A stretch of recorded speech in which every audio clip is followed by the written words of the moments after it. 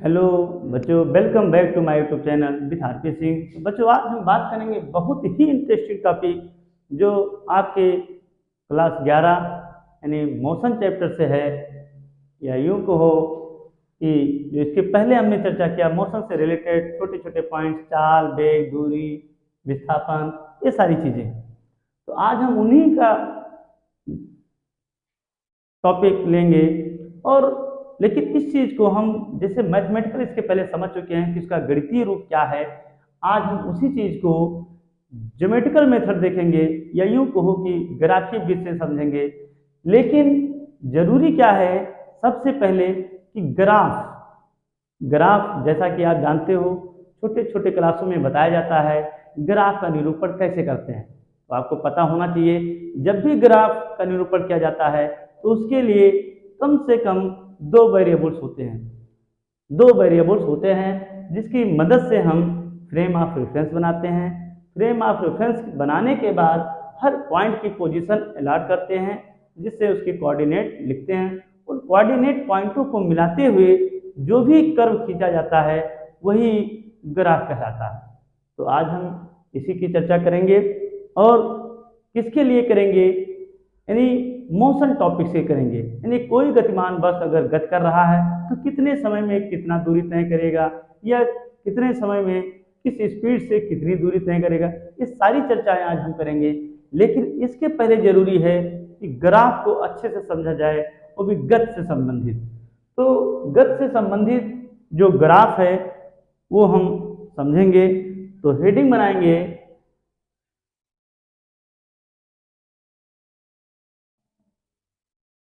गतिमान वस्तु के लिए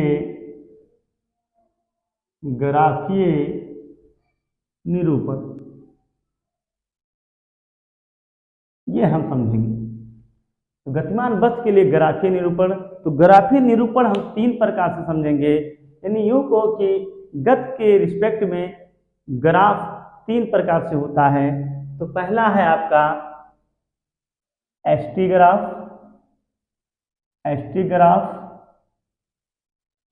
जिसको हम हिंदी में कह सकते हैं दूरी समय ग्राफ। दूसरा हमारा है बीटी ग्राफ, जिसको हम कह सकते हैं बी यानी वेग से और टी यानी समय से, बीटी ग्राफ। और जो तीसरा आपका है एटी ग्राफ, या हम कह सकते हैं त्वरण समय ग्राफ। तो सबसे पहले हम समझेंगे इन ग्राफ को अच्छे से। ये ग्राफ जब भी हम कैसे ग्राफ ड्रा करते हैं, उस ग्राफ में कौन सी राशि कैसे रिप्रेजेंट करती है, ये सारी बातें हम करेंगे। तो पहला ग्राफ हम समझेंगे, नंबर यानी पहला जो है वो एसटी ग्राफ।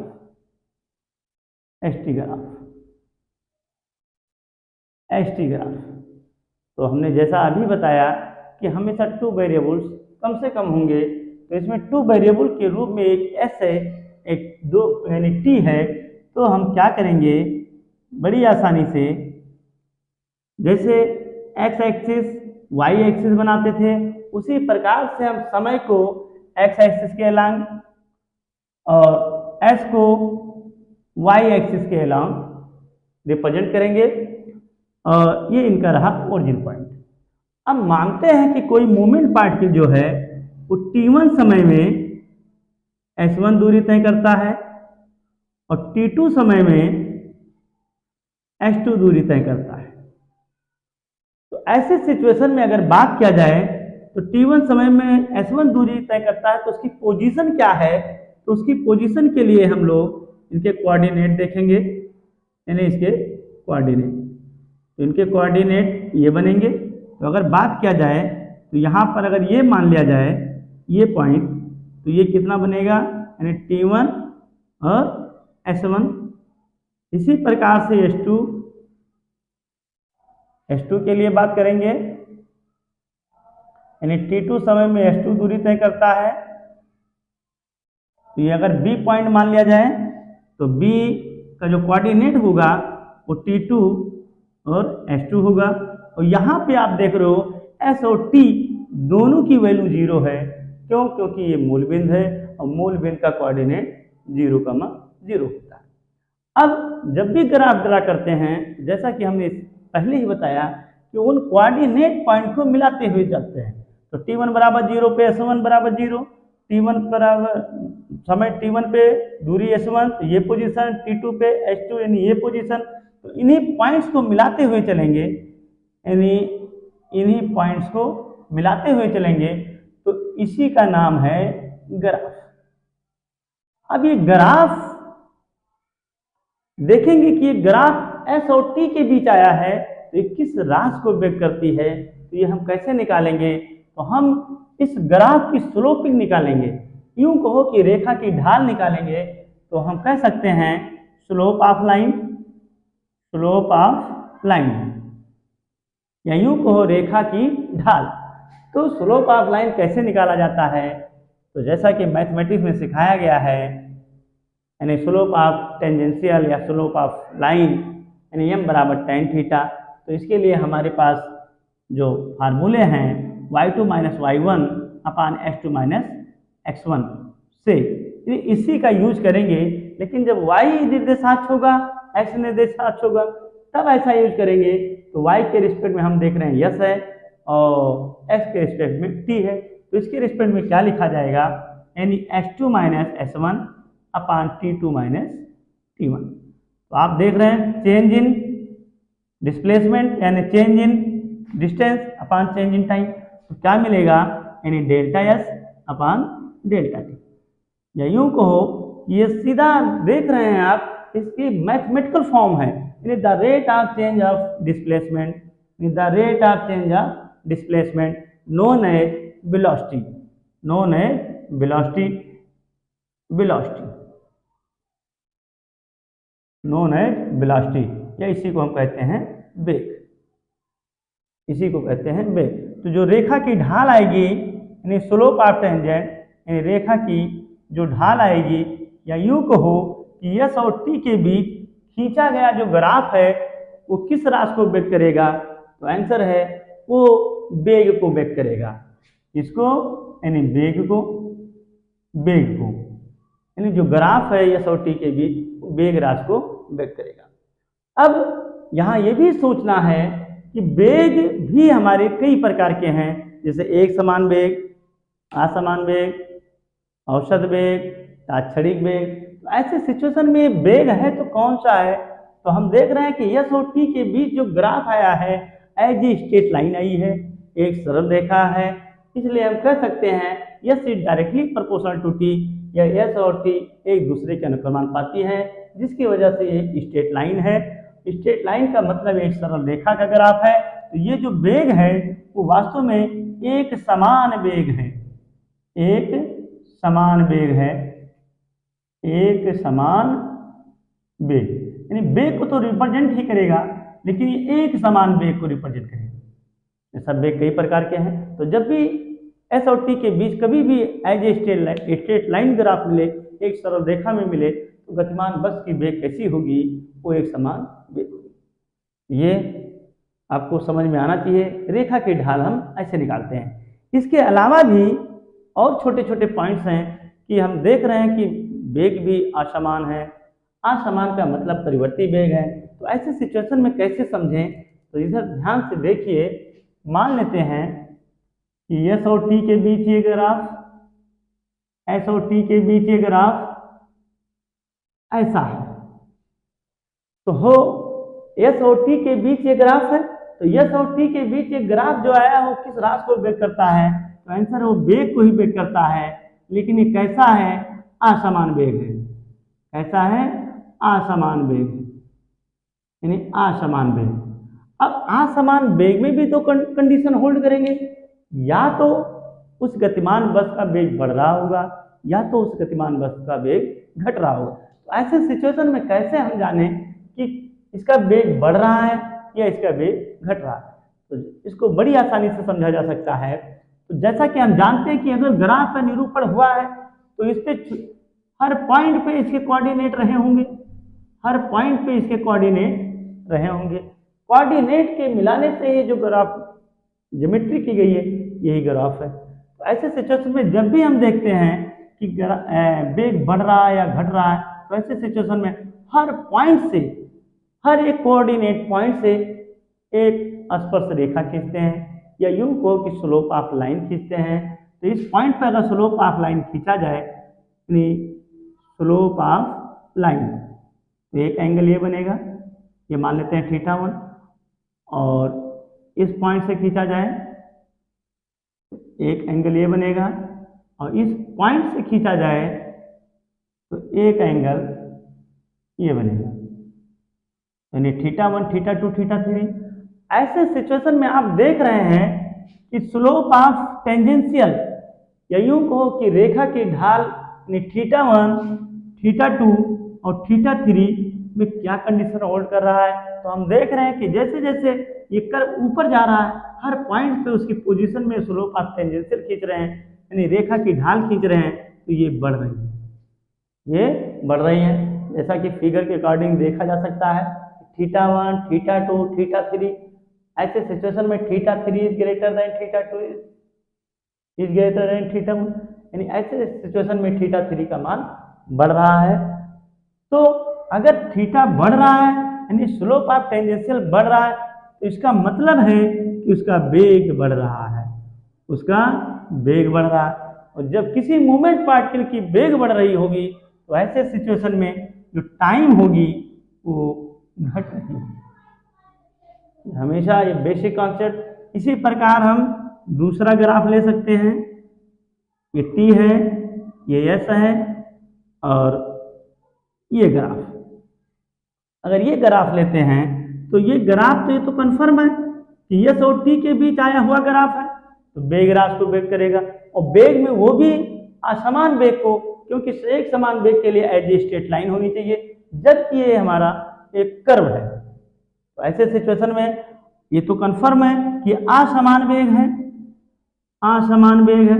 अब असमान वेग में भी ये कंफर्म करना है कि उसका वेग बढ़ रहा है या उसका वेग घट रहा है। ऐसे सिचुएशन में फिर वही बात हम करेंगे, रेखा की ढाल देखेंगे।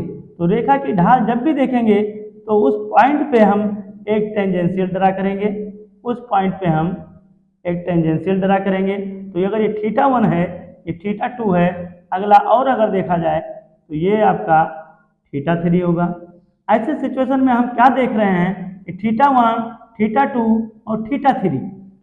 ऐसे सिचुएशन में θ1 का मान θ2 से बड़ा है और θ2 का मान θ3 से बड़ा है, या यूं कहो कि उसकी स्लोप ऑफ टेंजेंशियल घट रही है, यूं कहो कि रेखा की ढाल घट रही है। तो जब रेखा की ढाल घट रही है तो इसका मतलब उस वस्तु का वेग घट रहा है, यानी वेलोसिटी उसकी घट रही है, उसकी वेलोसिटी घट रही है। अगर जब वेलोसिटी घट रही हो तो उस समय उसका टाइम बढ़ रहा होगा। तो ये रहा आज का एस और टी से रिलेटेड ग्राफ जो हमारे समझ में आया होगा, यानी यूं कहो कि आप लोगों के समझ में आया होगा। अब ऐसे सिचुएशन में और कुछ चीजें हैं कि अगर मूवमेंट पार्टिकल मूवमेंट कर रहा है, यानी कोई गतिशील पार्टिकल गति कर रहा है, ऐसे सिचुएशन में ये कैसे पता किया जाए कि वो गतिमान वस्तु कितना दूरी तय किया है या कितना विस्थापन तय किया है। तो इसके लिए बहुत आसान तरीका है कि जिस सिचुएशन में मूवमेंट पार्टिकल की पोजीशन पकड़ी जाए, उस सिचुएशन में अगर पता किया जाए कि वो गतिमान वस्तु कितनी दूरी तय किया है, तो कितनी दूरी तय किया है, उस पोजीशन में हम लोग क्या करेंगे, वहां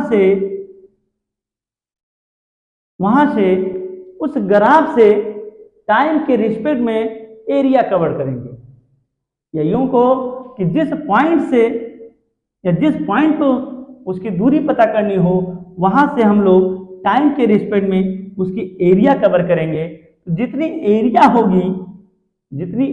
होगी यानी क्षेत्रफल जितनी होगी, वही हमारी दूरी या विस्थापन राशि को व्यक्त करेगी। जैसा कि आप जानते हो दूरी की जब भी बात करते हैं तो total path of the length देखते हैं, total path of the length वो दूरी होती है। और जब भी विस्थापन की बात करते हैं तो ओनली फॉर 2 पोजीशन में बात करते हैं, 2 पॉइंट्स के पोजीशन में, यानी फर्स्ट एंड इनिशियल, या यूं कहो कि फर्स्ट एंड लास्ट पोजीशन में जब भी मूवमेंट पार्टिकल की बात की जाएगी तो डिस्प्लेसमेंट बताएगा, या यूं कहो अंतिम और प्रारंभिक स्थितियों के बीच की जो मिनिमम लेंथ होती है वही विस्थापन होती है। तो अगर इसमें विस्थापन की बात करेंगे तो कोई पर्टिकुलर पॉइंट होगा, कहाँ से कहाँ तक की बात किया जाएगा तो उसकी कवर एरिया निकालेंगे। उसके बाद टोटल एरिया, अगर टोटल एरिया बात करेंगे तो दूरी ज्ञात करेंगे। तो आशा करते हैं ये कॉन्सेप्ट आपके समझ में आया होगा।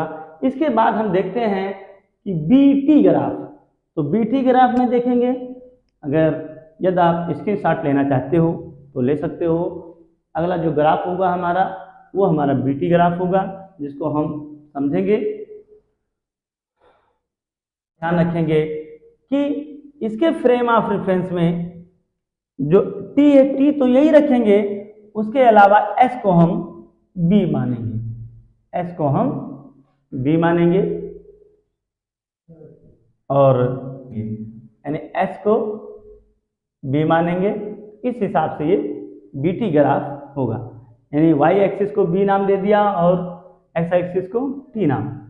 तो स्लोप ऑफ लाइन इसी से निकालेंगे। तो ऐसे सिचुएशन में क्या देखेंगे कि t1 समय में किसी गतिमान वस्तु का वेग v1 है और t2 समय में उसका वेग v2 है।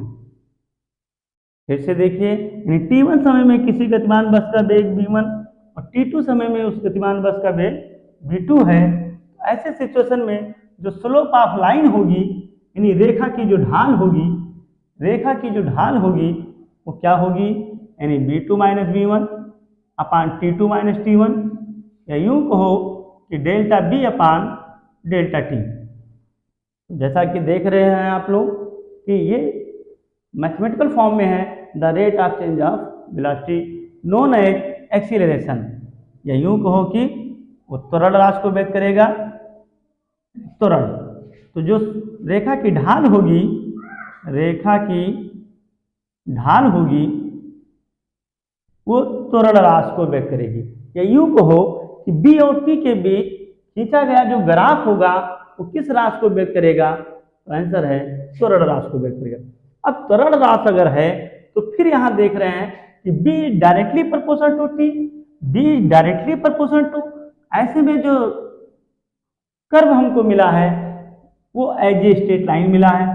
तो ये जो त्वरण है वो एक समान त्वरण को व्यक्त करेगा, एक समान त्वरण को व्यक्त करेगा।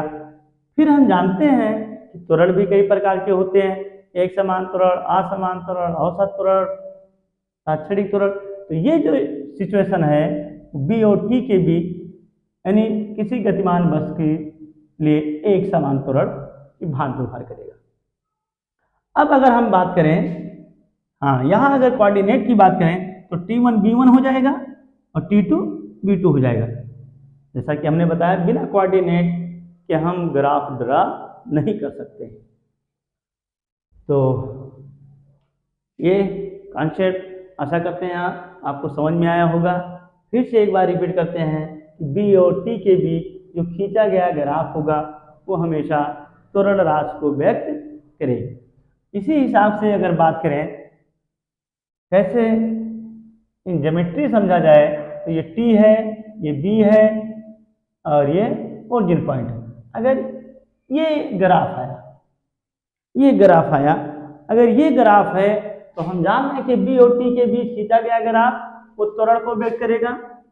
अब त्वरण में वो एक समान त्वरण है कि असमान, तो एक समान के लिए क्या जरूरी है कि ग्राफ हमको स्ट्रेट लाइन मिलना चाहिए, जबकि असमान के लिए उसका ग्राफ कैसा भी हो, जिगजैग हो, कर्व हो, कैसा भी हो सकता है असमान त्वरण। तो ये असमान त्वरण का ही ग्राफ है। कुल मिला के बी और टी के बीच खींचा गया ग्राफ त्वरण राशि को। अब यहाँ देखना है किस गतिमान वस्तु का त्वरण का मान बढ़ रहा है या घट रहा है। तो फिर वही बात हम करेंगे, हर एक पॉइंट से टेंजेंशियल ड्रा करेंगे, ये पॉइंट से टेंजेंशियल, इसी प्रकार बी पॉइंट से टेंजेंशियल, इसी प्रकार से सी पॉइंट से टेंजेंशियल। तो क्या देख रहे हैं, ये अगर θ1 है, ये θ2 है और ये θ3 है, तो θ1 is less than θ2 is less than θ3। ऐसे सिचुएशन में स्लोप ऑफ टेंजेंशियल बढ़ रहा है, यानी यूं को कि रेखा की ढाल बढ़ रही है, तो इस समय त्वरण का मान भी बढ़ रहा होगा। और जब किसी गतिमान वस्तु का त्वरण बढ़ रहा हो तो हम कह सकते हैं कि उसका वेग भी बढ़ रहा होगा, यानी उसकी वेलोसिटी भी बढ़ रही होगी। अगर किसी की वेलोसिटी बढ़ रही है तो टाइम पे क्या प्रभाव पड़ेगा, तो आंसर है टाइम उसका घट रहा होगा। जैसे देख लीजिए, स्लोप ऑफ टेंजेंशियल बढ़ रहा है, यानी रेखा की ढाल बढ़ रही है, तो उसका त्वरण बढ़ रहा है, यानी एक समान त्वरण नहीं, असमान त्वरण कंडीशन में त्वरण की वैल्यू बढ़ रही है। अगर त्वरण बढ़ रहा है तो उसकी वेलोसिटी बढ़ रही है, अगर वेलोसिटी बढ़ रही है तो उसका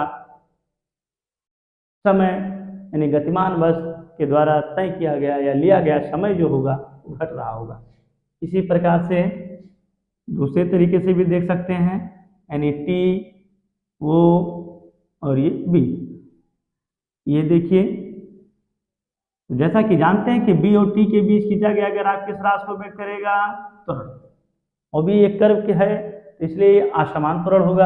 अब यहाँ ये देखना है कि इस समय मोमेंट पार्टिकल का त्वरण घट रहा है या बढ़ रहा है। तो फिर वही पुरानी बात, हर पॉइंट पे हम टेंजेंशियल ड्रा करेंगे, हर पॉइंट पे हम टेंजेंशियल ड्रा करेंगे। तो मान लेते हैं ये पॉइंट, बी पॉइंट और ये सी पॉइंट, तो इस पॉइंट पे टेंजेंशियल ड्रा करेंगे, इस पॉइंट पे टेंजेंशियल ड्रा करेंगे और हम इस पॉइंट पे टेंजेंशियल है। अगर ये θ1 है, ये θ2 है और ये θ3 है, तो हम देख रहे हैं कि θ3 is less than θ2 is less than θ1। ऐसे सिचुएशन में उसकी स्लोप ऑफ टेंजेंशियल घट रही है। अगर स्लोप ऑफ टेंजेंशियल घट रही है तो त्वरण का मान भी घट रहा होगा, और त्वरण घट रहा होगा तो उसकी वेलोसिटी भी घट रही होगी, लेकिन समय बढ़ रहा होगा। तो ये रहा आपका बीटी ग्राफ। इस हिसाब से हम एसटी बीटी दोनों ग्राफ पर चर्चा किए हैं। और फिर वही बात, फिर देखा जाए कि इस ग्राफ की मदद से कैसे हम ज्ञात करते हैं कि कोई गतिमान वस्तु कितना दूरी तय किया है। तो फिर वही बात देखेंगे कि जिस पॉइंट से या जिस पॉइंट पे मूवमेंट पार्टिकल पहुंचा है वहां तक की दूरी क्या होगी। तो जिस पॉइंट से बात करेंगे वहां से हम टाइम के रिस्पेक्ट में एरिया कवर करेंगे। जितना एरिया आएगा यानी जितना क्षेत्रफल आएगा वही गतिमान वस्तु द्वारा तय की गई दूरी होगी। जैसा इसमें भी हम बात कर सकते हैं, यहाँ से भी हम गतिमान वस्तु द्वारा दूरी या विस्थापन बड़ी आसानी से ज्ञात कर सकते हैं। इसी प्रकार एटी ग्राफ है, तो एटी ग्राफ के लिए अगर हम बात करें तो जिस हिसाब से यहाँ बात किया गया है कि अगर ये और टी बात करें तो ये और टी के रिस्पेक्ट में चेंज इन टाइम या यूँ होता rate of change of acceleration जब भी निकालेंगे कोई नई क्वांटिटी नहीं होगी। इसलिए इस ग्राफ को हम इन्हीं ग्राफ की मदद से समझ लेते हैं कि एस और टी, एस टी या बी टी में त्वरण, वेग, समय सारी चर्चाएं हम यहाँ से कर चुके हैं। तो इसी की मदद से हम किसी गतिमान वस्तु के लिए त्वरण निकालना होगा तब भी निकाल लेंगे, वेग निकालना होगा तब भी निकाल लेंगे, कितना दूरी तय किया, कितना विस्थापन तय किया वो भी निकाल लेंगे। तो ये सब हम इसीलिए ये दो ही ग्राफ बेसिक इम्पॉर्टेंट हैं जिसकी सहायता से हम किसी गतिमान वस्तु के लिए जो भी राशियाँ होंगी, दूरी, समय, चाल वगैरह सारी चर्चाएं हम करेंगे। तो आशा करते हैं ये आज का लेक्चर नहीं, आज का वीडियो आपके समझ में आया होगा। अगला जो हमारा टॉपिक होगा इसी कॉन्सेप्ट को लेके होगा और इसी कॉन्सेप्ट से गति के समीकरण का निगमन करेंगे, या यूं कहो कि गति के समीकरण का निगमन हम करेंगे ग्राफीय विधि से। ग्राफीय विधि से तो ग्राफ हमारे समझ में आया है, इसकी मदद से हम गति के समीकरण का निगमन करेंगे। फिर मिलेंगे गति के समीकरण चलिए न्यू वीडियो नए लेक्चर के साथ नई वीडियो में, तब तक के लिए थैंक यू।